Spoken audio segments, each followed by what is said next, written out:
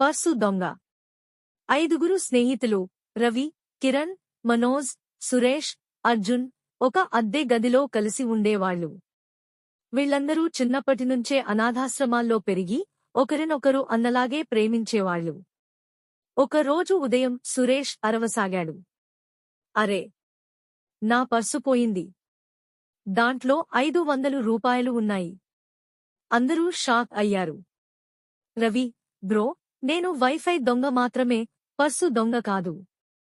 కిరణ్, ఎలుకలు షాపింగ్కి వెళ్లి ఉండొచ్చు. మనోజ్, అందరి జేబులు చెక్ చేద్దాం. అర్జున్, అవును, మనలో ఎవరో దొంగ. వాళ్ళు జాగ్రత్తగా వెతికారు, ఏమీ దొరకలేదు. అంతలో రవికి తుమ్మొచ్చింది. తుమ్మగానే ఆయన షర్ట్ జేబు నుంచి 500 రూపాయల నోట్ ఎగిరిపోయింది. అందరూ అతనిని చూస్తూ నిలబడ్డారు. సురేష్, అంటే దొంగ తుమ్మి నిజం చెప్పేశాడు. రవి, నవ్వుతూ, ఓకే ఓకే, టీ, సమోసాల కోసం మాత్రమే తీసుకున్నా. వాళ్లంతా పగలబడి నవ్వేశారు. ఆ రోజునుంచి రవికి కొత్త పేరు, టీ దొంగ రవి.